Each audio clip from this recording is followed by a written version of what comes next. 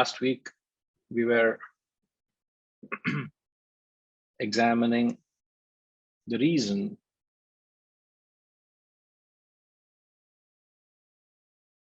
why the 30th verse, he repeats it twice. Where he says, perform these with care, rather with great care. Guruvavadhanam, mahadhavadhanam. The context was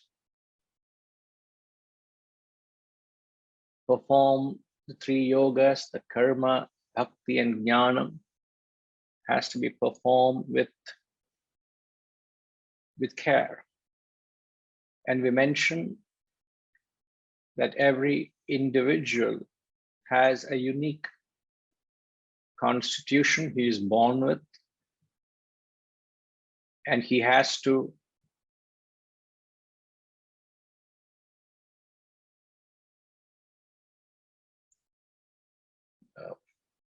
I hope you all can hear me clearly. Okay.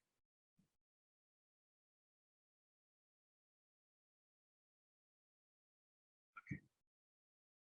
So when I say the inner constitution, here we're talking about the physical, emotional, and intellectual personalities. Unknowingly, you are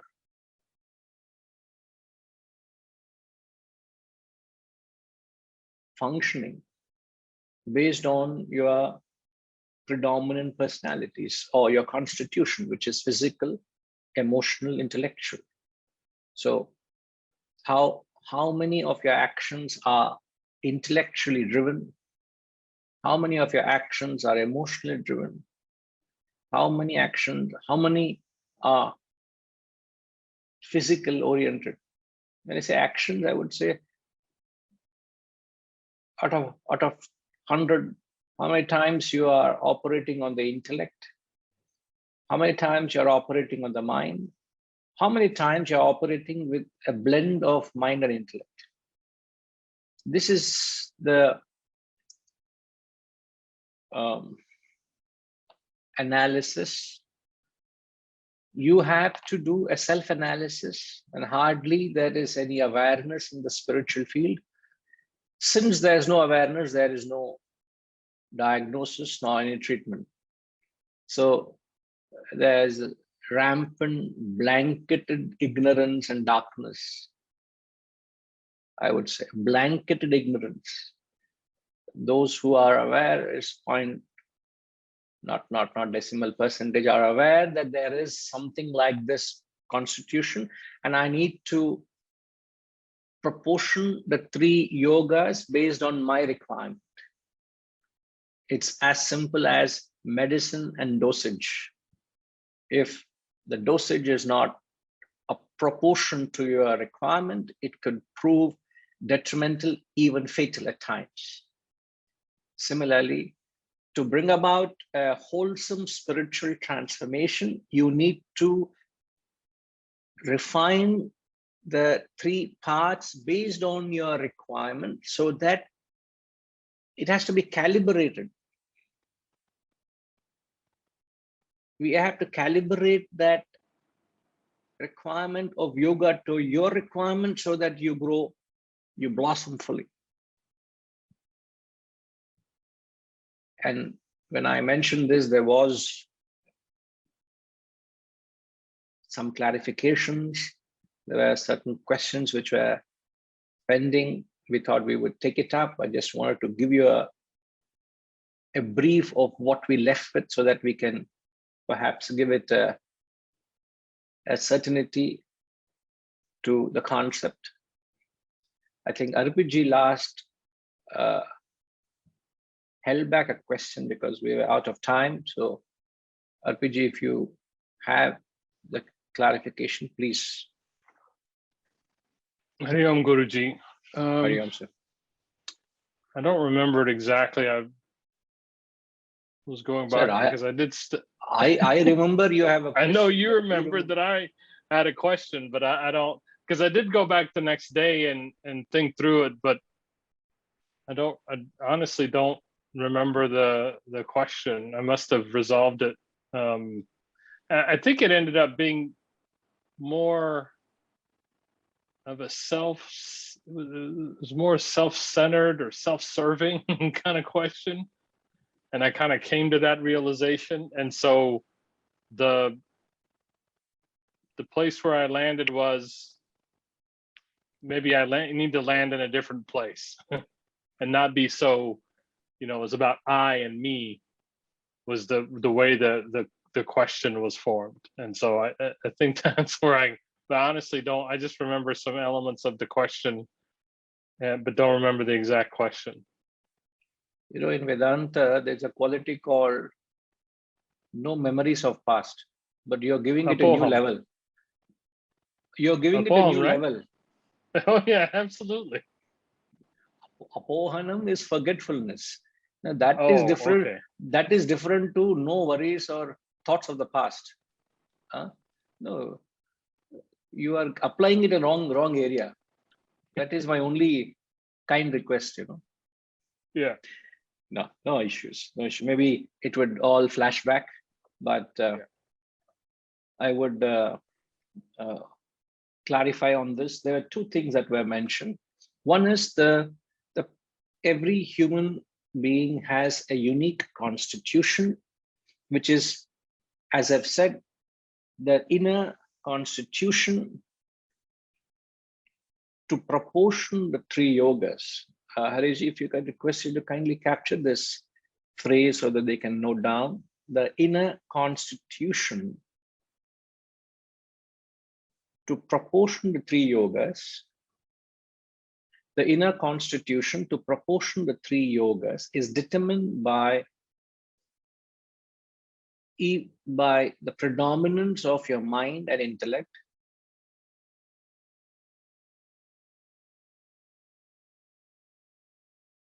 mind or intellect, not and, mind or intellect, and a combination of mind and intellect. I repeat, the inner constitution to proportion the three yogas is determined by the predominance of mind or intellect and a combination of mind and intellect.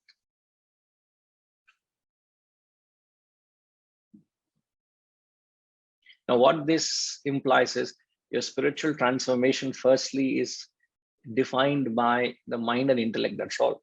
Your spiritual transformation is not determined by your physical body, whether you are hale or healthy, whether you are whether you got a single pack or a six pack, doesn't matter. It's not determined by your physical state. It is determined by the state of your mind and intellect. Now, yes, Ramji, what is it?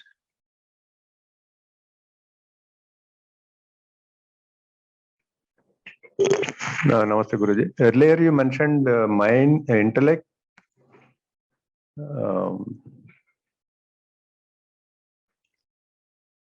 Mind, intellect, emotion, and physical. Three, right? No. The proportion. See, the proportion of the three personalities are the physical, emotional, intellectual. Right. This is the percentage. That's Correct. What I'm saying. The inner constitution. The inner constitution is the physical, mental, intellectual. Okay. All right. Okay. So this is the three constitutions. So how much emotional are you? If you take 100 actions, how many times you respond emotionally? How many times you don't react emotionally? You operate on intellect. Vis-a-vis how many times there's a blend of emotion and intellection. Okay. This is what Understood. Right? Thank you. Right, sir. No problem. So when the intellect is more pronounced, more developed, you are an intellectual, you would take naturally to what is known as the Jnana Yoga, the path of knowledge. When the mind is more pronounced and developed, you take to Bhakti Yoga, the path of devotion. But when mind and intellect are equally developed, that is when you take to action, you perform Karma Yoga. This is the connection between the inner proportion and the path taken, the path compatible to the inner constitution. So more, if you're predominantly intellectual, path of jnanam, predominantly emotional, path of bhakti. If there's a balance of emotion and intellection, then you take to karma.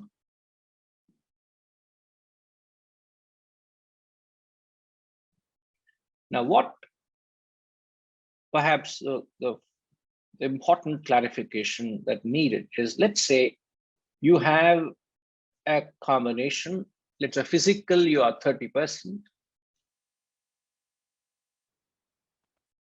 emotional, you are 50%, and intellectual, you are 20%.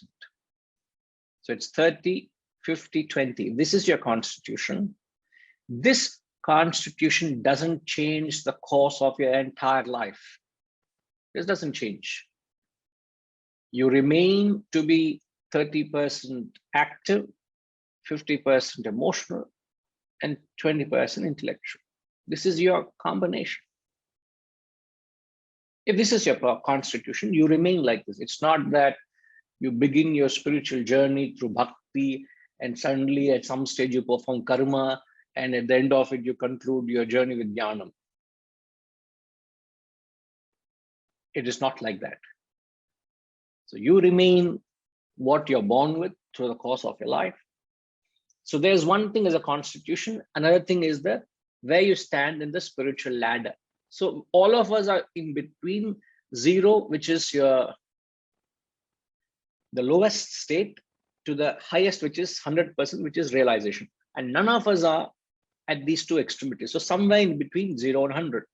Now, how would you evolve from where you are? Let's say you are in 15% spiritual development. Now, how do you advance from 15 to 30 to 50 and thereabouts? Is through diligent use of your constitution that you're born with. You all are born with a certain constitution, and you got to be true to that constitution. And only when you're true to that constitution, you will be able to grow optimally. Otherwise, your growth is dwarfed or stunted. You grow, but it is an imbalance, it's a dwarfed growth. So this is the point you got to be very, very careful. Therefore, it is imperative you know what your constitution is, so that you calibrate how much of karma I must do, how much of bhakti I must do, how much of jnanam I must do. If, let's say, you are an emotional person, a devotional person, and you could be very devoted to the guru, you could be very devoted to the cause, but you're not an intellectual. You will not be able to sit through hours and hours of rationality and reflection and analysis and all of that. You will not be able to do that, but you're very devoted. You will serve the cause. You will be a karma yogi and a bhakta, but intellection, you will be there, but not really suited for study and reflection. Very clear. Suddenly a few bulbs are glowing everywhere, I suddenly experiencing a lot of light here.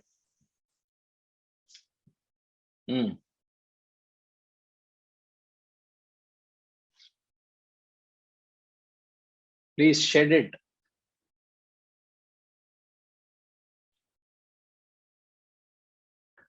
How did they know to unmute me?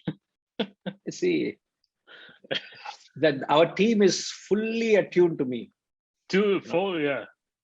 So you know the singer Tansen, right? Who's that? Tansen? Sorry? Tansen, the singer in the Mughal court. Tansen, yes. Yeah, Tansen. So it's in a movie with Saigal, right? There's a song, Diya Jalao. He sings and the lights come. So when you started singing, suddenly it occurred to me, the bulb went off. Oh, But I think you answered the question. So if you're, say, less focused in one area, say in my case it's bhakti, right?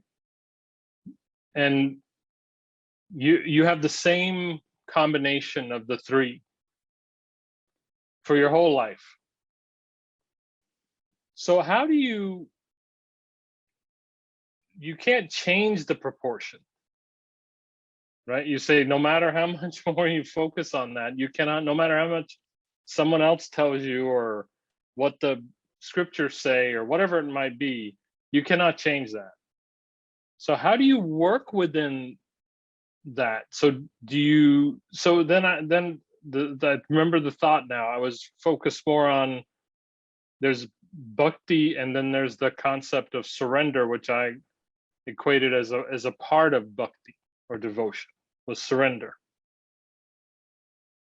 So that in itself feels like it's getting stronger. Just that, if you call it a subcomponent, right? Or an element of devotion.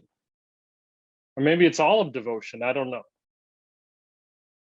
I think I was confused by how that interplay or combination of the elements, if you can't change the proportion, it still seems like something changes in you, right? Either an awareness of what you have in terms of devotion, maybe the proportion doesn't change, but maybe your awareness of that is greater. That's where my confusion was. And then I suddenly remembered that it was just a kind of a selfish thought, and that's why I buried it until you started talking about it. So I'm also confused. I don't know about others, how enlightened they are, but I'm also confused in understanding a question. So I tried to bring you to my state and you brought me to your state. So what a... Yeah, which is lower, no doubt. No doubt lower. I don't know what's going on here, you know. No? I'm trying to do Diya Jalao, foo, you're doing. You're blowing them off. Diya Jalao. Excellent, yes. Diya Jalao. Yeah. Used to come on Radio Salon when I was a child. Jagamag. Diya Jalao. Diya Jalao. And foo you're doing. What is going on? Foo. So don't blow them away. Now I get what you're asking. Now, right, yeah. So the proportion doesn't change. If the proportion doesn't change, but you don't focus on that element to change the proportion. See, do you rather focus on that to bring yourself up on the path? So if you're at 2%. Does that focus on bhakti, even though the proportion isn't going to change, does it help in lifting you up? No, see, let me clarify it. See, technically speaking, single path, whether be it karma, be it bhakti or jnanam, by itself it can take you to moksha. Point one. Any path by itself can take anyone to moksha. That is the potency and strength of the path. But the fact is, none of us are exclusively emotional or exclusively intellectual or exclusively physical. Point two. Since there is a combination of all three in every individual, we need to find out what that constitution is. Point four. Once you diligently adapt the spiritual practices based on the constitution, you will grow spiritually. Now, what does it mean growing spiritually? When you start your journey, let's say you start your journey at 10% spiritual development. If you have diligently used all that you are constituted of, we took the percentage of 30, 50, 20, physical, emotional, intellectual. But let's say, in your case, you say there's very less of devotion and predominantly rational. Let's say there's 10% devotion in you. All right. Now, what happens to the 10% devotion? If you have diligently used the 10%, and let's say in the course of time, you evolve from 10% spiritual development to 40%. So I've given 10% to 40%. Now, what happens to that devotion in you? It starts expressing in a more refined way. That expression of bhakti becomes more subtler, more purer. So it becomes from gross to subtle. So the percentage of your constitution doesn't change, but the spiritual ladder, as you evolve, you become more subtler, more refined. Like even intellect, in the initial stages, you may be 50% intellectual, but your ability to understand and reason and reflect may be very rugged, isn't it? May not be sharp, may not be crystal clear. But as you evolve, your ability to dissect, your ability to understand, your ability to conceive the transcendental is becoming more clearer. But it doesn't mean that 50% becomes 80%. No, 50% remains 50%. But the precision of the 50% is far more expressive. You're far more sharp. You're very alert to that 50%. Emotion also becomes purer. Action also becomes more efficient. So that constitution starts blossoming. It becomes purer and purer and purer. So you change the character of your personality from extroverted to introverted. Please mark my words. Huh? You change the complexion or character of your spiritual personality from extroverted to introverted. Which means when you are a spiritual beginner, you are an extroverted karma yogi, you are an extroverted bhakta, you are an extroverted jnani. When you begin your spiritual journey, you are an extroverted karma bhakti jnani. As you evolve in the ladder, you become an introverted bhakta, an introverted karmi, an introverted jnani. But you're remaining true to your constitution.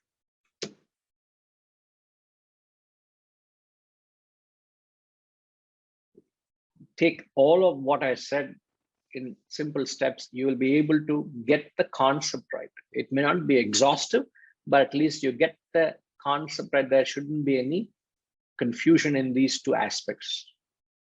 Arpiji?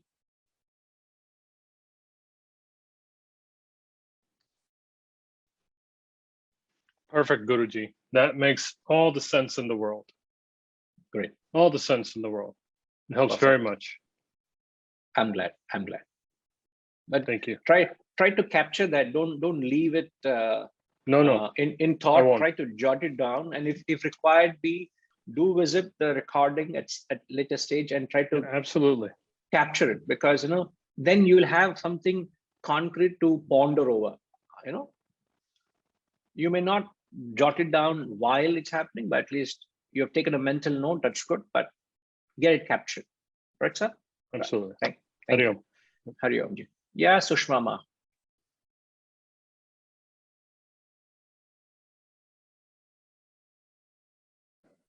Guruji, can you hear me? Yes, ma. Yes, please. You see, you had said, as you are saying today also, that whatever you are born with, that the combination will not change. It will remain the same, but you may get drawn more towards bhakti or intellectual or whatever, but the proportion will not change. Then that means maybe I have 10 more births. So every birth I will be born with the same proportion. Yes. Because in effect, the death and birth is a continuity. What changes is the physical body and the environment. The inner metal, the inner substance, the inner personality which has been driving you is the same thing which will continue to drive you in the next birth. But what would certainly change is the environment you're born to. Let's say if you have started this birth B1, let's say this birth is B1, and if I have started B1 at 20%, but I have put in extraordinary effort and I have only kept spiritual path as the purpose of my life, so 20 has become 70. So I've really evolved, 50% have evolved. So I die at 70%. So when I'm born into B2, the next birth, what would happen is I get a far more conducive environment so that I can intensify my sadhana, and I'm well and truly marching towards the goal of realization, but I am the same constitution I was the previous birth because the contents are the same. Just an example, let's say a car meets with an accident. A vehicle comes and hits me from behind. And the vehicle has gone through considerable damage from behind. And when it's towed to the workshop says, sir, it's so damaged, I don't think it's worth repairing and investing that kind of money into it. But the beauty of it is the engine section is not impacted at all. So what we'll do is we'll take the entire engine, we'll just take a new body and put the entire engine as it is. So what's happening is you have a new body, seems to be a new vehicle, but it has exactly the same performance of the old car because the engine is that which drives the vehicle. So the engine of your personality is your mind and intellect. And that is the same that keeps progressively moving from one birth to other. So logically speaking, you'll have the same constitution. But technically, if one wants to change, one has to put in a lot of effort to change the proportion. One can change, but changing the proportion doesn't make you evolve in the ladder. This you must understand. Changing the constitution we are born with. Let's say if I'm a very emotional person now and I suddenly want to become more intellectual, it will take a phenomenal effort to become more intellectual than emotional, from emotional to intellectual. It will only change the constitution. It doesn't make me go up the ladder spiritually. So therefore we are advised, don't worry of what you are. Be conscious of how you use what you are. Wisely use what you are blessed with. You have a proportion. It's come from the past. Don't try to tamper it. Make good use of it. Shushmama, you may have to please unmute yourself. I think they've muted you because there was a certain echo coming from your end. Yes, please. Yeah, as you say, the proportion will not change. Suppose I think of myself as 50% towards Karma Yoga. And now, as I said, I got more interested in Gyan. So as you say, the proportion is not going to change, but sort of practicing more of Gyan or learning more through Gyan, what will really happen is that my karmas will get a better, it will be better karma because they will be influenced by the Gyan I am learning. So all what will happen is that my karmas, the quality of my karmas will gradually improve, but I will always remain a karma yogi, whatever births I have, because those will not change. But the advantage I will have is my actions will become better. Do I understand that correctly?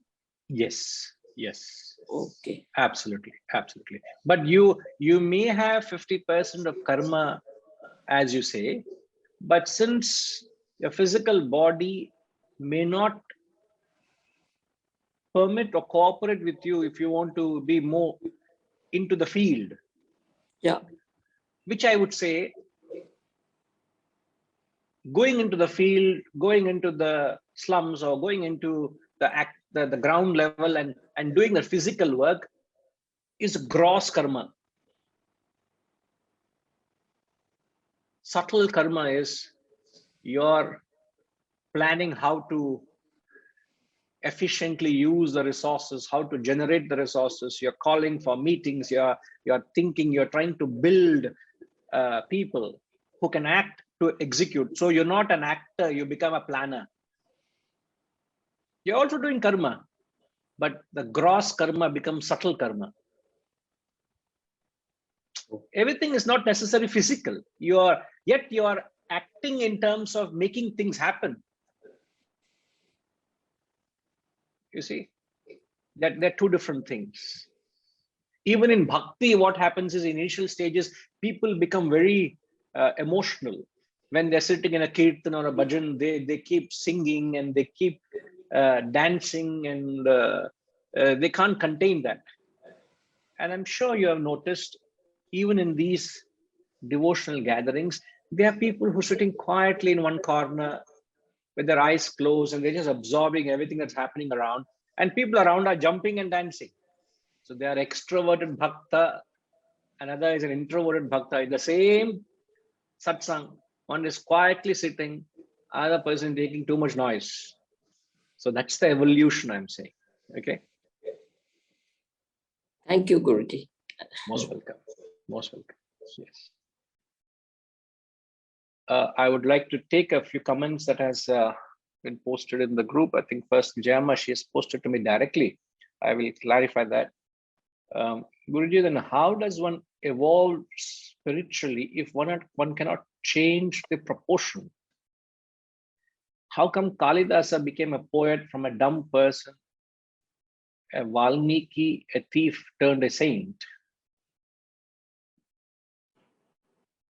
If you have been following what I've been saying, Jayama, the spiritual growth happens when you operate, when you perform the karma bhakti jnanam. You're right? You understand that? Karma bhakti jnanam is the path, the means for your growth. We are only telling it has to be proportioned according to your needs. It's like all of us wear garments. But don't we get it proportioned to our physique, our size, and our taste? Whether you wear a bell bottom or whether you wear a tight fit, it depends on what your requirement is. What fits me may not fit you. What suits me may not suit you. But however, you said that the shirts I gave you fitted you very well. Because you had hurt your hand and you said your husband's shirts are too loose for you. Then I said, Ma, I can spare. I hardly use them. And you said, it fits me perfectly. Did you not say that? Just another note. Yes. But what you need to understand is you need to be very wise in proportioning these yogas for your requirements. And you grow because of that. Now, these men you took example of, whether be it Kalidasa or the great Valmiki, these people used their constitution. Let's say Kalidasa perhaps was a predominantly emotional person. Mirabai also predominantly emotional person. In fact, the guru of the text, the great Adi Shankaracharya, was an extraordinary combination. What was the combination of Adi Shankaracharya?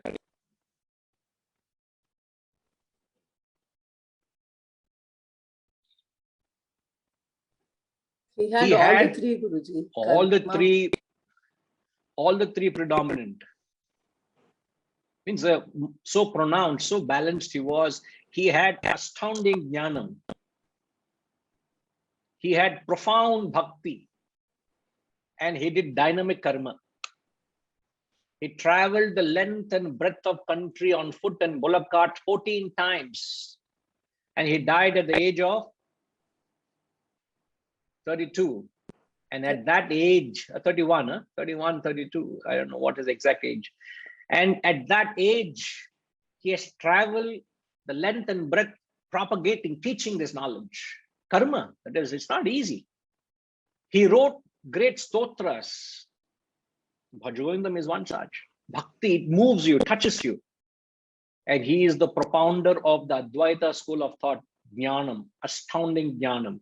So to have a combination of Jnanam, Bhakti and Karma is a rarity. No such master comes anywhere near that. And yet we talk of other great personalities, the great Ramana Maharshi. Profound Jnanam, no karma at all. He just sat in a place. And he didn't even speak. He didn't even talk. A rare combination, a rare personality. Now, am I to follow the great Ramana or am I to follow the great Adi Shankaracharya? Whom do I follow? It's one's Srinivas own Kumar. personality. Yeah, 1 minute, please. I'm muting you so that you don't answer. I know you got the point. Ram Guruji. Namaskar, sir. Namaskar. Well, you have Your to- eye, all is well with your eye. It's been bothering you. Well, It's been bothering me to ask you, but never got a chance asking you. All okay? something went in and it's been bothering me. That's why I had to wash my hand twice, and still it's getting better. I know. Okay. Right. Okay. Thank you. Right, sir. Right. So, The question you asked is, do you follow Adi Shankaracharya or Ramana Maharishi? I think my view would be it'll be more the former, the Adi Shankara. That will be a aiming point of the balanced. absolutely wrong. Okay. I would follow nobody. Why would Why you is want that? to? Why would you want to follow anybody's constitution? We have clearly, have we not mentioned you're born with a constitution that remains throughout, will not change? Why would you want to change something you're born with? Make diligent use of what you're born with so that you evolve spiritually. But an intellectual person will be drawn to an intellectual guru. A devotional person will be drawn to a devotional guru. A person who is karma yogi will be drawn to a guru who is doing great karma. There is a, as they say, birds of same feather flock together. There is an affinity. You're drawn perhaps more to a particular master because your personality is like magnet and iron, iron and a magnet. So there's a pull. That's fair enough. But for you to be him or her, and which is being other than yourself, you're off rails, you're off track, you've lost the focus. I must be what I am, be true to myself. And this is where your growth gets on track if you don't try to be anything other than yourself. This is important. And in the spiritual field, this is the biggest mistake people do. They get enamored by personalities and their personalities influence them and they fail to realize what they are. Like Ramana Maharshi did not have any karma in him.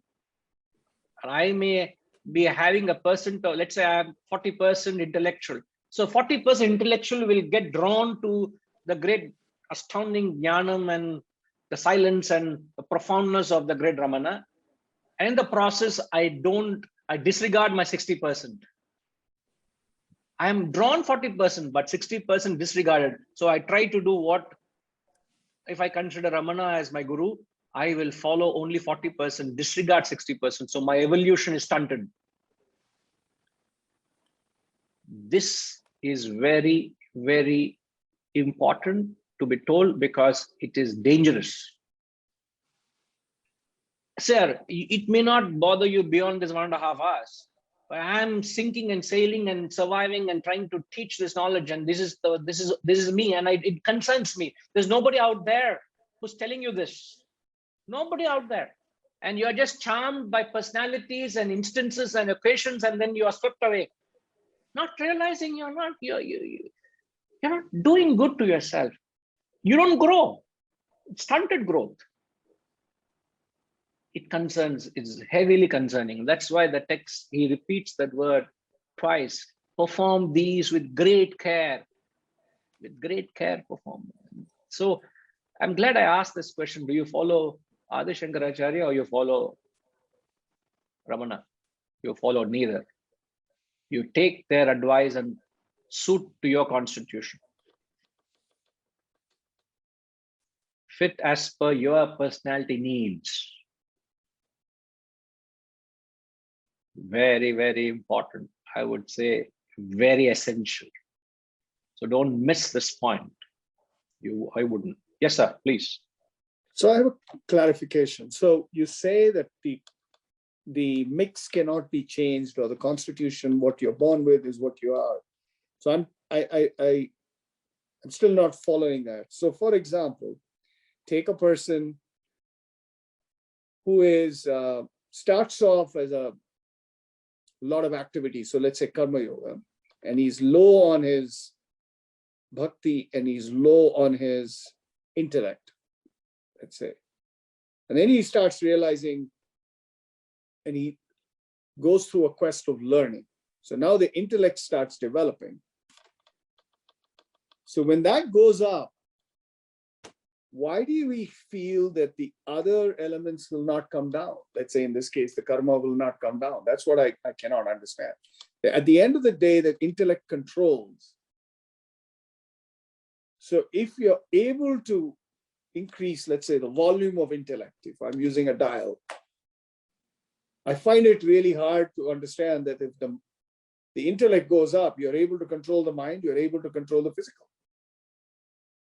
You should be, theoretically. Now, I'm not there, I'm just using as a theory. Yeah, anything is possible theoretically, as I'm saying. It is possible, but then it is not advised. That's the advice I'm giving. Anything is possible. You can start one way and then choose to change your constitution. So today in the medical industry, I don't like my sex, I can change my sex.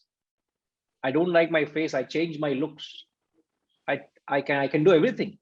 Physically also people are trying to do anything. Mentally also you want to go and tamper it and change it, go and do it. Who is saying? Nobody is saying no, but it is, you are asking for trouble. You're asking for trouble, is it not? You go and try to change something naturally you're born as a male and you want to be a female, and you try to go and change all your organs and looks, and you want to change your whole physiology of your body. You are asking for serious problem. It will not work. What are you getting into? That kind of complication you'll get into if you try to tamper something you're born. It's not that I'm just born with. It has been going on for ages. Means how many janmas you had that with you and you're carrying on with you, and suddenly you want to change it. So even when you, let's say you buy a building, okay, you bought a beautiful building, you can't go about changing the entire structure. You call a structural engineer and say, sir, I want to do that. He says, sir, you may do cosmetic changes because these are these foundations of this building. You may not be able to do entire structural changing. You may do cosmetic changes, but not structural change because it's the very foundation of the building. So you can bring cosmetic changes to your personality, but don't bring about uprooting the foundation. You want to do that, you will have to bulldoze the whole thing, uproot it, and construct from scratch, start from ground zero. You will lose so much of your time, resources, energy. You would have moved in the next day, which is delayed by a few years. That kind of an analogy, what I'm trying to drive home is, it is an exercise you're not being advised to.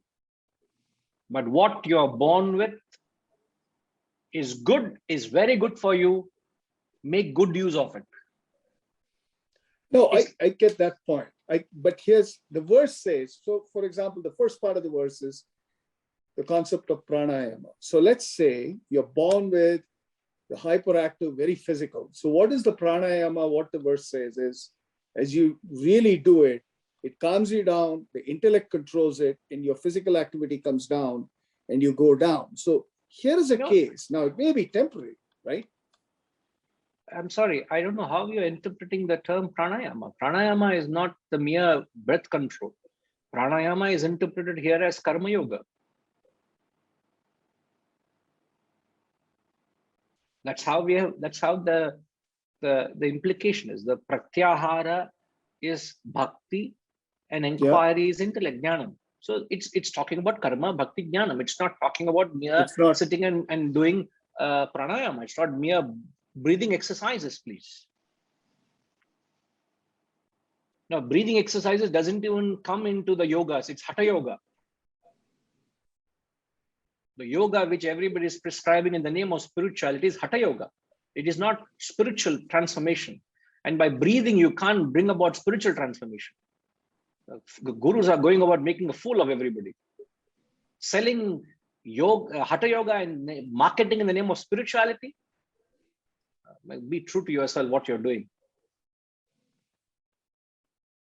Just because they are being heard and they are, what is that term Haresh ji used other day to me?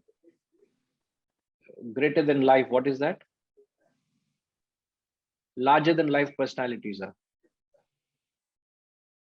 Just because they are larger than life personalities, whatever said and done, you will just take it on face value. Nobody out there to question and challenge them. If I have got a chance, I'll challenge these fellows. I don't want to waste my time. My job is to grow spiritually, not challenge all these so-called self-styled gurus trying to market all these kind of gimmicks. Some kind of yogas, this yoga, that yoga.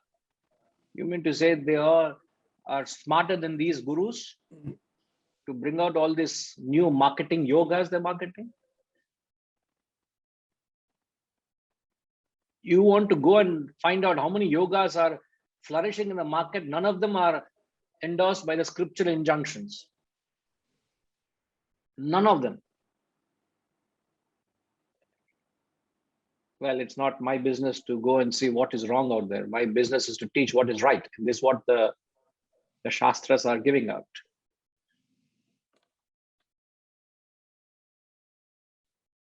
So the importance, sir, is to find out what you are, who you are.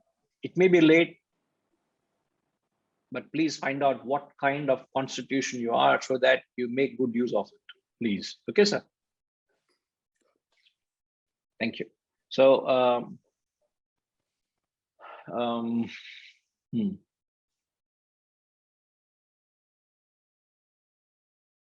Ramji is asking, yes, sir, do we?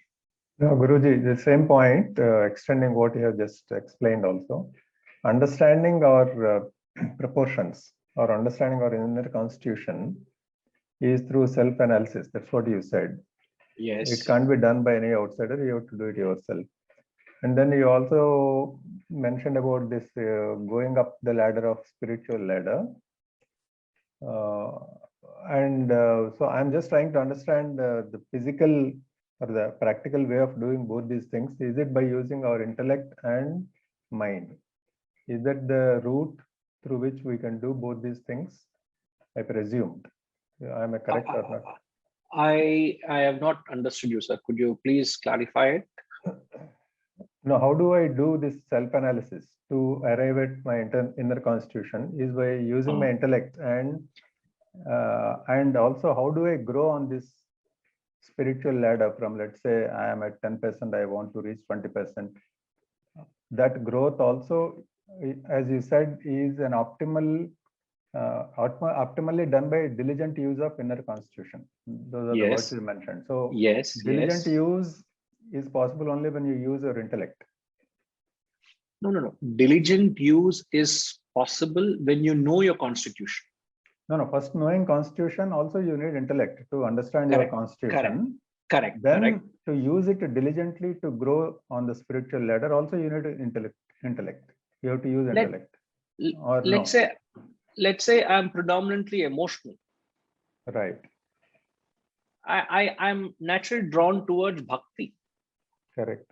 So the role of intellectual play is far lesser in case of an emotional person than an intellectual person. No, but like we just had this discussion with Srinivas Kumar that you will use your intellect to use your constitution and not try to change the constitution. Basically, that's where I'm trying to understand how do we define the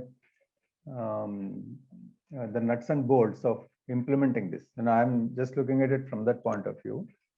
That is it that you will use your intellect and like you mentioned also, intellect gives you jnana yoga, mind gives you bhakti yoga, and equal proportion gives you karma yoga. Right? There you have talked about using intellect and mind, right, to pursue different the three paths. So I'm just when there's a balance of head and heart, you are more oriented towards karma yoga. Physical action. Yes. Physical action. Yes. Right. Suppose you in your inner constitution, physical is, let's say, 30%. Okay. And then that means if you do a balance of intellect and mind, you will grow that, you will use it better then. If you make a balance of equal balance of intellect and mind, then you will go up the spiritual ladder, because then you're using your physical better if you are predominantly a physical person. Is that the way I understand it? Suppose you are an emotionally 50%, like example you gave, then you will obviously go more with your mind, because then you will go down the bhakti yoga path, and through it, that itself you will increase your spiritual ladder percentage. I mean, I'm just trying to figure out, if I have to start this tomorrow, what is it that I do? See, what one needs to do, I'm saying again that identify what you are, Right. and try to chasten your emotion, purify your emotion, and try to strengthen your intellect. So, because these are the two essential ingredients in transformation. So when the mind becomes chaster, purer, the intellect becomes sharper and clearer, the ability to engage them in the practices becomes more Possible. impactful. It's more impactful. Hmm. Right? Now, there's a catch-22. So how do you purify the mind? How do you sharpen the intellect? By getting on to the yogas itself. There's not that I take the tools of mind and intellect and then perfect it and put back into the path. The yogas themselves are the means to chasten the mind and sharpen the intellect. So the path is the same.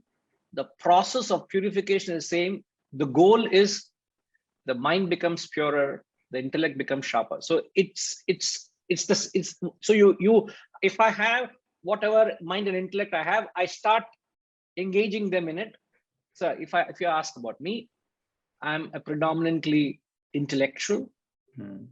Okay. Now, when I started my journey, whatever intellect I had, how did it become the clarity, whatever I have now? Sheer engagement of the intellect with the knowledge and continuous engagement. In the process, the intellect has become sharper, isn't it?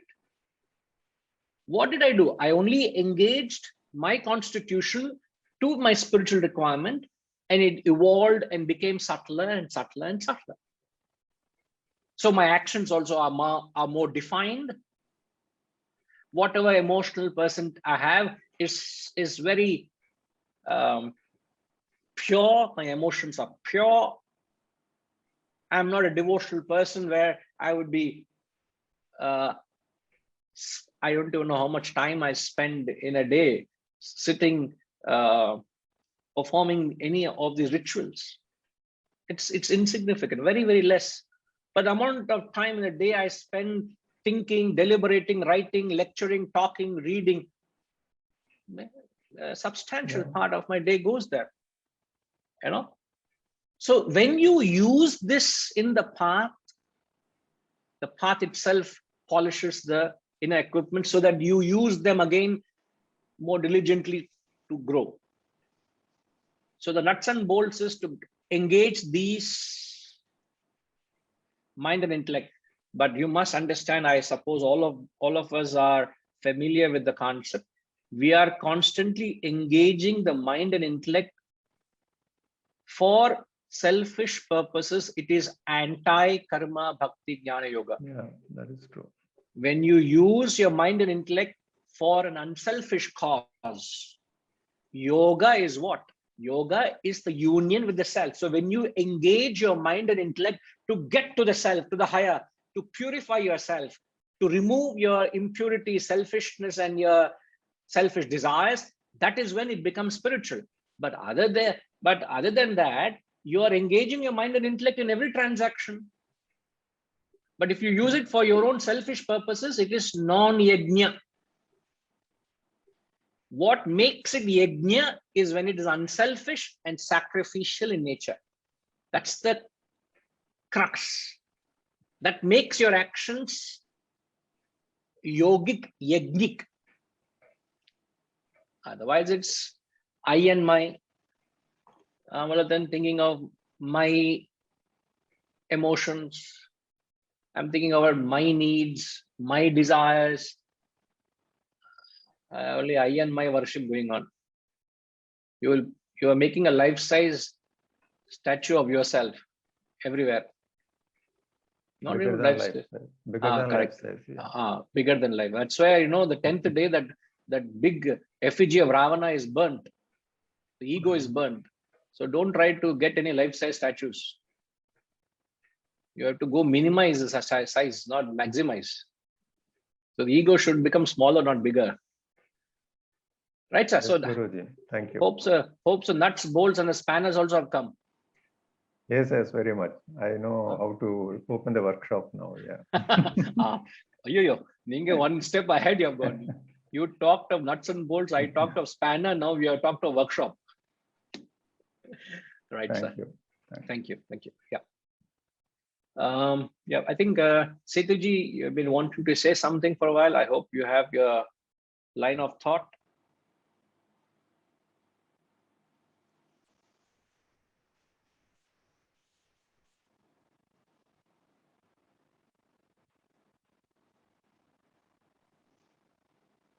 Guruji, I just wanted to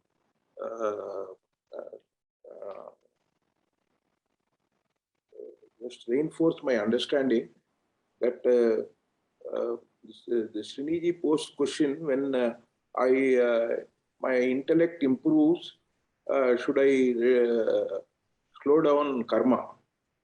But what I learned from you is if your proportion, you are a karma yogi, karma is in a higher proportion.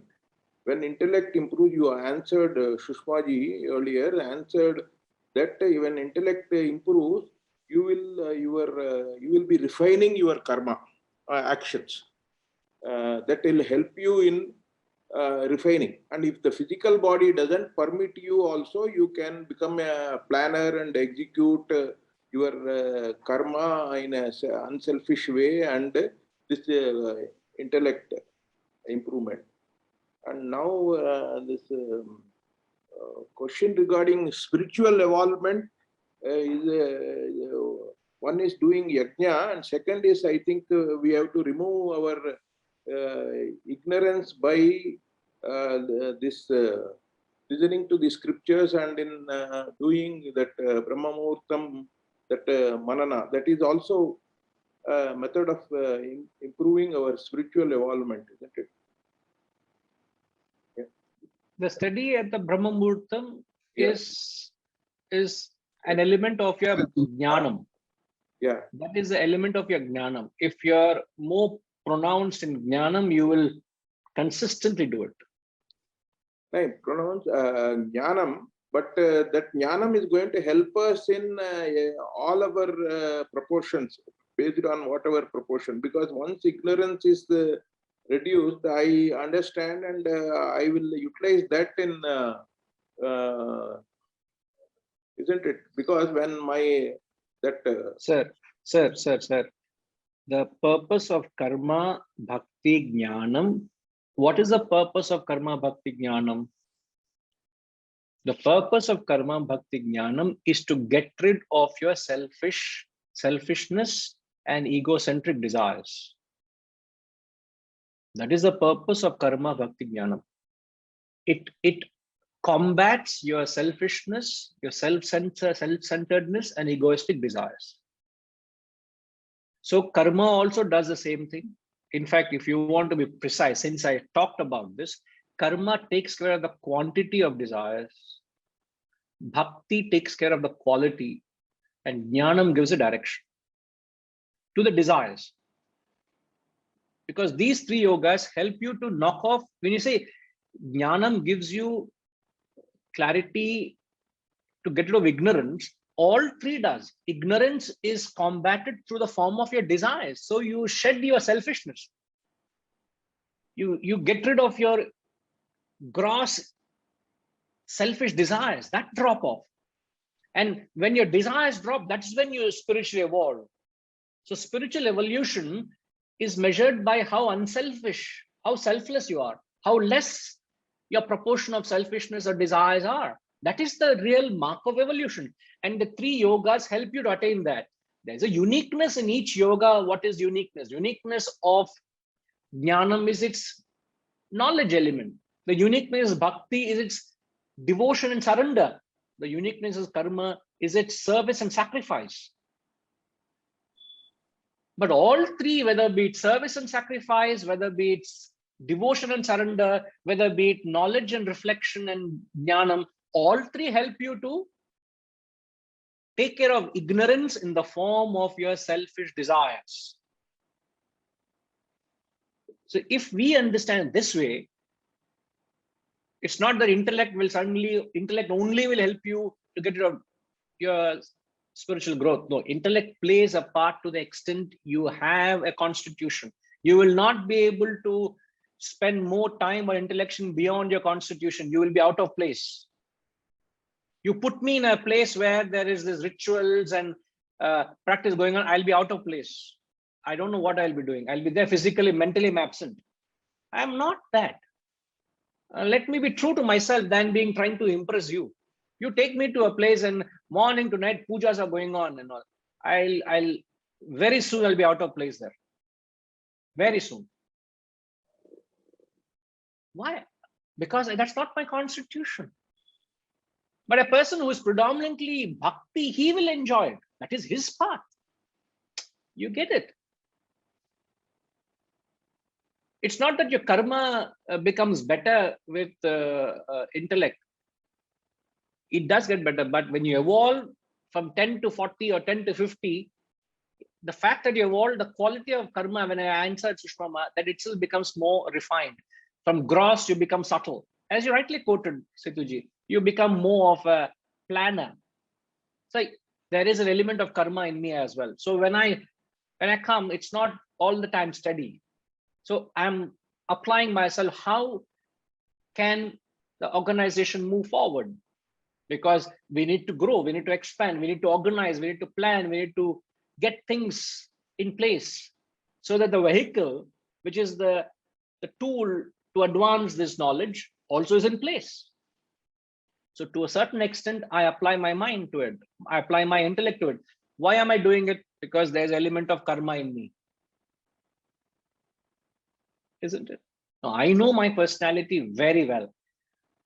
But as I've evolved spiritually, it's not that the karma has stopped. Karma cannot stop. Karma is only becoming refined. Initial days, I used to go, when I started, I used to go to people, ask for support to do the cause. Now, I may not be sitting and knocking at anybody's door, but yet I am planning ways. It means how we can seek support so that we can advance the cause. Is it with karma? Otherwise, I say, I'm not bothered about it. Like Ramana Maharshi ji, he didn't bother. As Keshav Reddy Garu yesterday was saying in the context, he didn't bother. Whatever little money he had, he threw it away. He just sat and he meditated, realized, and he just there. People did everything around him. Now, am I to copy his lifestyle and say, do that? No, I will not. There is that element in me which is drawn towards action, physical personality getting engaged. Now, what kind of action I do? Is it gross or subtle based on where I am in the ladder? If I look back, sir, in the 30 years, what kind of karma I used to do, to what kind of karma I'm doing, it is a beautiful complexion is changed. It is far refined and subtler to what I did. But what I did then helped me to reach where I am now. I made diligent use of my constitution. I did what I had to do. I will, if I do what I am supposed to do now, 10 years down the road, I'll be wherever I'm supposed to be, but I'll still remain to be what my constitution is. Let's say 70%, 60% intellection, 30% karma, 10% devotion, arbitrary. Don't quote me, huh? Just saying. If this is my constitution, this constitution will remain right throughout my life. And with this constitution, with divine grace and all your blessings, I'll attain moksha one day. Even after enlightenment, if there is a lifespan, I will continue to exhibit this constitution till the end of my physical death samadhi. The end. Samapt. The movie has ended. One request, Guruji. Sorry, sir. Movie has ended, sir. The only next week, sir. No, you should conduct a workshop on this subject. We will all work, put effort, but this will be a beginning of evolution. So everyone should know their proportion, and we'll put, and again queries will be there, and all that, and everyone would like to perfect it. Setuji, looks like you also coined a topic, beginning of spiritual evolution. So please take it forward. Where there's a demand, there shall be supply. All I will say that. If there's a demand for it, it shall come. If it can come through me or through some divine source, the demand shall be fulfilled. But it's important that we all understand this complex concept. But once you understand, it's very simple, very, very simple. I'm sorry if the concept has come about to you all in a complex way, but it is not that complex, very simple. And try to adapt to this understanding, it becomes very easy. Okay. And I've got a very concerning message from Harishji. So I'll have to, thank you, Setuji. I have to, he sent it to me directly. Yes, Harishji. No, don't nod your head. No, I know there's something that you don't follow. Please, it's an opportunity to clarify. Nobody is right or wrong here. It's just we're all trying to understand and grow. Guruji, I don't want to really derail the class with my ignorance, but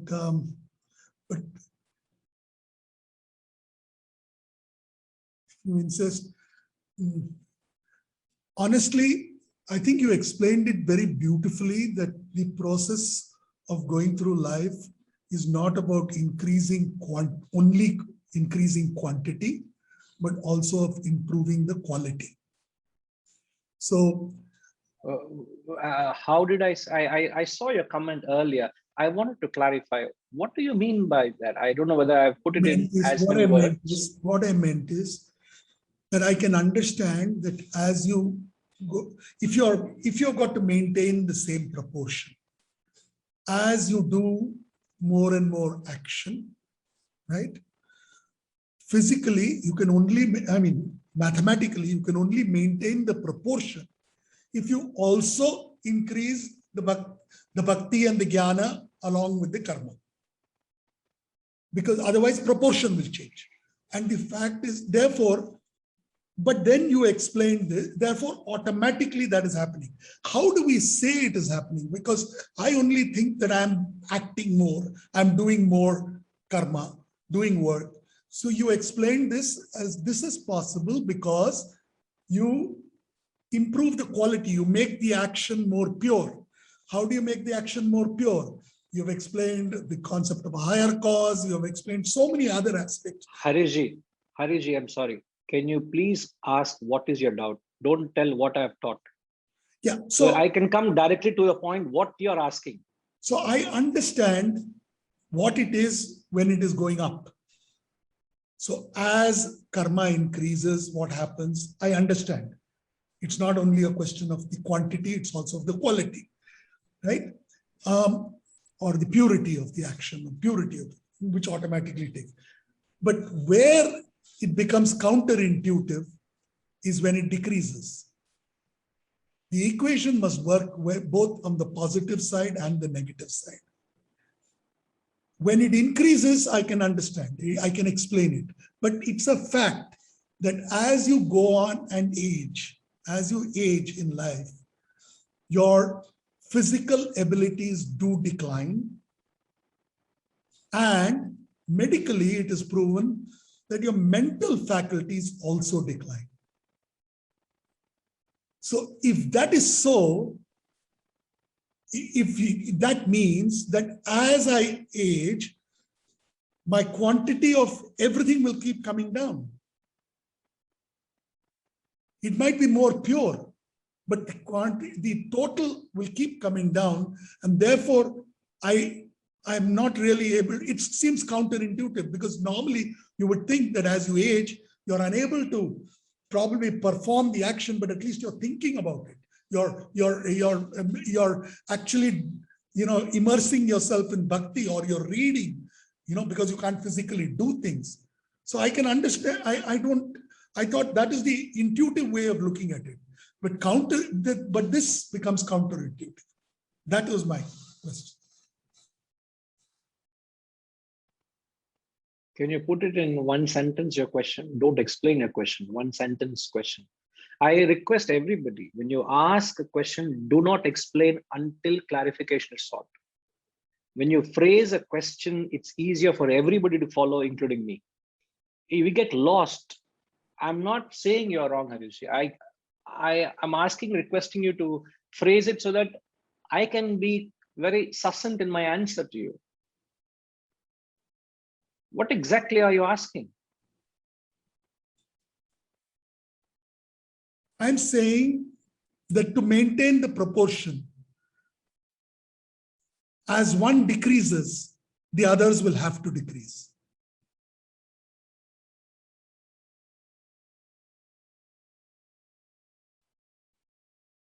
What is it decreasing here? If my ability to do karma does decrease. No, karma is not going about physically running about, as I've said that. Both physically and mentally. My mental faculties. I have known people who have engaged their intellects, were sharp at 90. I'll guarantee till 90, if you engage, if you have kept, ask Venkatramji is here. If you keep your body fit and active, you will be at 80, will be able to run a marathon. Your body also, its ability to serve you is extraordinary if you have kept in good repair. If you have exercised your intellect, if you have kept your inner personality healthy and active internally, spiritually, it will be vibrant. No doubt. It's not that as you start aging, you will start making incoherent statements, your decisions will be fatal, you will be making wrong choices. No. You go to a spiritual guru, and even 90, he will give you the right advice when he gave you when he's in his peak. Not that his advice is faltered, not that his intellect has become clouded. No. Obviously, the body goes down, but the subtle equipment, they don't age. If it is so, when you're born next Janma, you must be born ruptured, isn't it? No, it is the same intact. The same, if I die at 70% intellect, I'm starting at 71. It's not I start at 0. Its ability to express maybe as not, because it's doesn't have the vehicle to express. How do I express my intellect? With my words, with my speech? My speech becomes slower. My words become far fewer because I don't have the same energy and the vigor I had in my earlier days. But the clarity of the intellect doesn't age. Intellect doesn't age. There is no age for the intellect. Spirituality, perspective, age is a myth. There is no aging spirituality. So the concept of decreasing doesn't happen. And there's a concept of maintaining also doesn't happen, because you just are what you are. You will remain what you are. Even if you don't do anything spiritually your whole life, your constitution remains. Only thing you have spiritually devolved. Spiritual devolution or evolution has got nothing to do with the constitution, sir. Spiritual evolution, devolution is measured by your desires and selfishness. It is not measured by a constitution. I do nothing. Let's say I have been an anti-spiritual person. I have not performed a single action for a larger cause. I have only devolved spiritually. It's possible. I've devolved spiritually. I've become more animalistic in nature. I've become gross and selfish. But the constitution which I had remains the same right throughout, has remained. There's nothing that's increasing, decreasing. What decreases, increases is a spiritual ladder, not your constitution. Your ability to express may become less, but the constitution has never changed, will not change. I can't force you to be other than what you are. If you are 30% physical, and if I push 60% physical, you will resist because it is beyond. But if you want to grow, let's say you want to change 30 to 60 physically, you will have to you will have to fight against the resistance. And when you fight against the resistance, slowly the 30 becomes 32, 35, 40, etc. Mark my words, I'm very conscious when I'm saying this. When you fight against the initial resistance of going beyond your constitution, that is when you grow. I'm sorry, that is when you change the constitution, not grow. You change your constitution when you resist your inner constitution. But when you're comfortable in doing what your constitution is, you don't change the proportion. Proportion remains.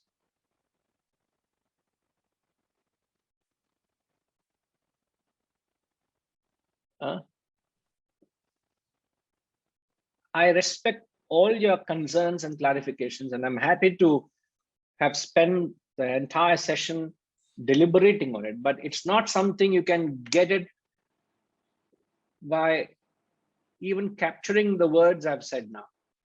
It is beyond the words, it's the spirit. It requires a lot of careful scrutiny of all I've said. I'm not just being impulsive when I say this. I'm very rational and very clear what is being said. So I would request, the concept is so subtle that it requires for you to revisit it. Please do revisit it. We are not in urgency to, I was wanting to finish the text, to be frank with you today, because this is one verse and the concluding verse is just paying respects to the Guru, which the verse talks about. But there is no anxiety to do that. The objective is to communicate. So we will certainly revisit it. Please listen to the recordings. It should be available to you all soon. Listen to it, gather your thoughts, do come back. We can re-clarify if anything, and we'll move forward. All right, Harishi? Everyone else, please. And I think before we conclude, I would like to hear from Venkatramji. Yes, sir. Sorry, I brought you in because we're talking about how the physical body can serve you well if you have kept in good repair. Sir, yes, sir. I heard that part and I wanted to just add a further data point for benefit of Harishji and everybody. And I'm sorry I'm raising my hand after you said the movie is over. I'm sorry about that. No, not at all. What I wanted to say is that on Saturday, I and my group of trainees, we are all 60 plus, most of us, all of us have undergone bypass surgery. The oldest people are like 75, 78, etc. We all did about 200, 250 squats and lunges, which is, leg strengthening exercises. And yesterday, most of us ran a 10-kilometer distance. Okay. So the body will age as much as you allow it to age. Your mind will age as much as you allow it to age. If like you're coming here and trying to progress the spiritual quotient in your life, if you keep working on the physical and the mental quotients, they will also not age. Thank you, Guruji. Yes. What you say endorses the thought that even your body will slow to age if you keep in good repair. Otherwise, if you don't keep yourself physically active, you become senile at 40. Exactly. You can't climb a flight of stairs. Your body has become decrepit, has become senile, diseased. You die even before you start growing. But if you have kept it, it'll serve you. There's vibrance and energy, isn't it? Your reflexes are sharp. And that enables you to do your duty in life better Absolutely. and get better karma. Better action, yes, better karma, the fruits, indeed. But body can be given that life by leading a life of action. And I would certainly say that your mind and intellect will not rot in age. It will rot if you have not kept it healthy. If you kept it alert, your alertness, there's no age to the mind and intellect. That I can assure you. Obviously, the body ages, that can be slowed with what Venkatramji has said. Huh? Sorry, sir. There is a quotation which I like to often say, is that the genes is your potential. That is, the karma is your potential, but it is your lifestyle that pulls the trigger. If your lifestyle is not correct, your karma. Sorry, we just lost you for a minute. Could you just repeat that, please? We just lost you for a second. There is a saying that your genes are the potential, but your lifestyle pulls the trigger. For example, if you have to get cancer and you have got genes for cancer, then it is your smoking and you're eating bad food that will give you the cancer. The lifestyle is what causes the cancer to manifest itself. Correct? In the same way, the karma is your potential that God has given you. So substitute gene with karma, but your lifestyle, the way you drive it, is what pulls the trigger, is what causes the action, causes the result to spring forward. So everything depends upon what your lifestyle is. Absolutely. It's what we are saying can be purely extended philosophically, which you're drawing an extension. It's a great compatibility, I could say. I can see the same thought there. All right. Thank you. Thank you so much. Not at all. In fact, it's to be continued. Thank you. It's not the end, to be continued. I think I will, Hariji, if I could just hold on, please. Sushmama wants to clarify something, then Hariji. It has to be brief, Hariji, whatever you are saying as well. I know. Sushmama, please. What I wanted, listening to Hariji, I wanted to say, as you explained about myself, I want him to know I'm 85. So physically, I can't do very much. I'm more inclined towards Karam Yoga, but I'm sort of spending little more time on Bhakti and more on Gyan. But my mind itself is always focused on what I want to do in karma. I'm always thinking about, apart from the time I'm in Bhakti or I'm in listening to your lectures, the rest of the time, I'm always thinking, what is happening in the slum? How can I help that? Who is coming? Where do I get the funds? Which I think he was trying to say now that when you grow old, your mind is not. Well, I don't know what I'll become at 95 if I live up to that. But at 85, I can assure him my mind is always thinking about what I can do. So if that helps to answer his question. I'm sure Harishji understands, and I wish that I will have your clarity and your vision at 85. I pray, I wish, I seek your blessings, because what I often admire is how little you speak and how candid you speak. How precise. So this is so apt when you say that it is so, every word you say is weighed and so rightly placed. Even the questions you ask, I'm saying, I'm glad that you clarified that on your own, and I'm certain Harishji understands and it resonates with everybody as well. All right. Guruji, one more point. My husband is 97. He's not inclined much on bhakti. He does his usual little puja and not much on karma, but he's intellectual. At he's lost one eye. He can hear very little, but he's with his iPad writing out letters for whatever he feels. He'll write to the chief minister, he'll write to this, and this is wrong, you should do this. Intellectually, I'm surprised how his memory is also so good, and how he can think and write and that, and he's 97. But his mind is always on those things. You have actually sealed it.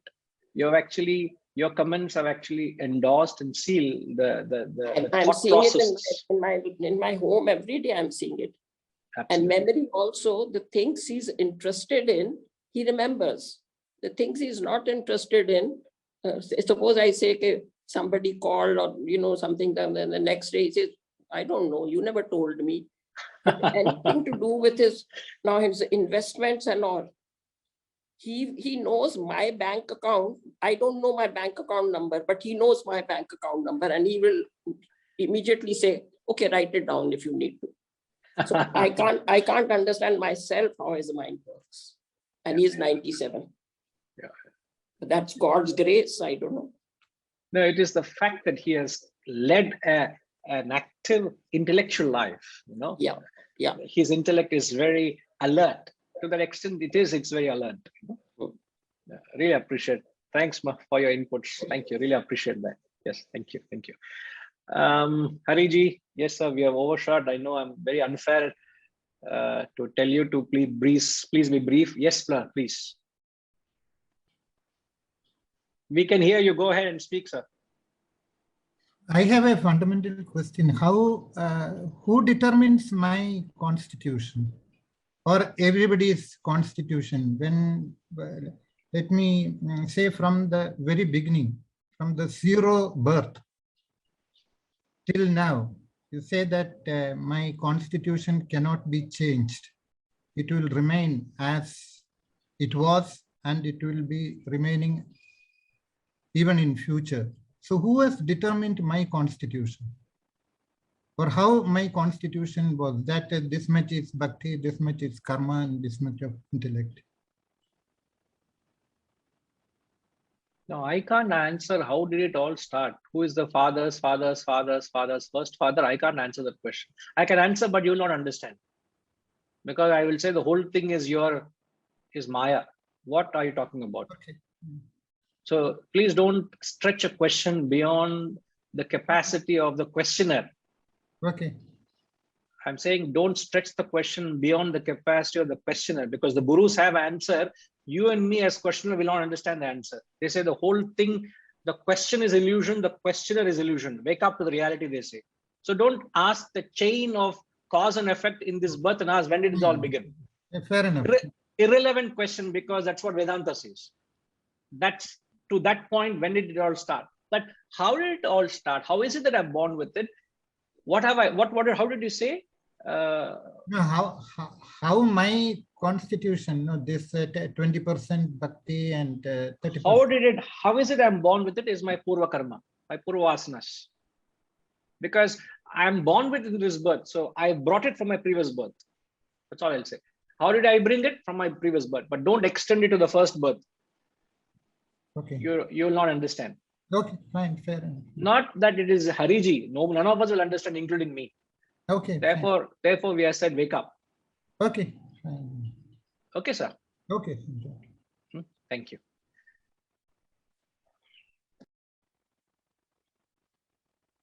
Yes, Harish ji. Guruji, we were to make an announcement, but do you think in the light of this class it's apt? I leave it to you. Maybe a brief mention as to what's coming up so that they all are aware, but further details will be followed. Very briefly, BHAJAGOVINDAM, the lecture series, it's been a scintillating journey. It's likely to end very soon. Because may I clarify how soon? Well, originally we thought that there would be a new series from the 24th, which is the second class from today. So or 24th or 25th in India. So if assuming that that is so, the date might change, but what do we do next is the question. And Guruji thought that very beautifully, we have a class on the Upanishads on Saturdays. I'm talking of India time. On Saturdays, we have a Gita class on Sundays. And therefore, on Mondays, India time, which could be Sunday night in the US, we would have a class which would be distilling from the essence of the scriptures. So learning from a variety of scriptures without getting into only a scriptural text. We may discuss verses, but it would not be an entire text as such, but it would be the learnings. And this is as usual, it would be continuing in a very interactive mode. And we intend to name this series the Eternal Wisdom Dialogues, because it will be a dialogue between all of us and Guruji, through which the eternal wisdom of the scriptures, of philosophers, of various literatures will flow to us. Please do not miss this wonderful opportunity. There are various topics which are being discussed, more of that later, but this is the essence of what we are trying to do. And why do we want to do this? Why does Guruji want to do this? Purely because this great knowledge, this great message, this which is life-changing, which is all about life skills, must be spread and spread more. So it is each one of us will have to bring in new people, more people to come and benefit from this great knowledge, from this great wisdom. Benefit and improve themselves, improve their own lives. So our request is start thinking about this. Please start thinking of how many people you can invite. Please take this action. Each one of us here can invite people to come and attend this class, just so that the wisdom spreads. That is Guruji's mission, to spread the maximum amount of wisdom to the maximum number of people.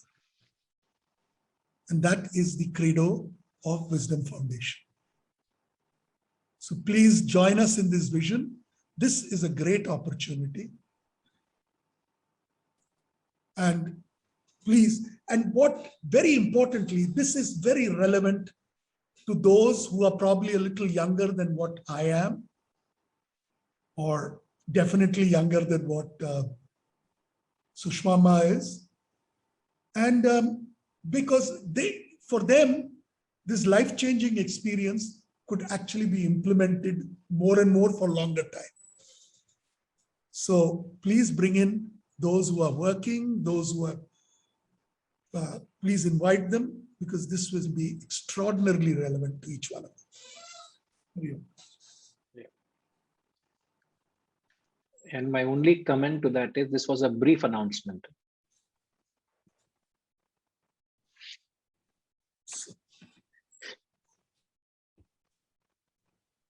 We'll conclude with the Shanti Mantra. Om Purnamada Purnamidam Purnat Purnamudachyate Purnasya Purnamadaya Purnamevavashishyate. Om Shanti Shanti Shanti. Harihi Om. Shri Gurubhyo Namah. Harihi Om.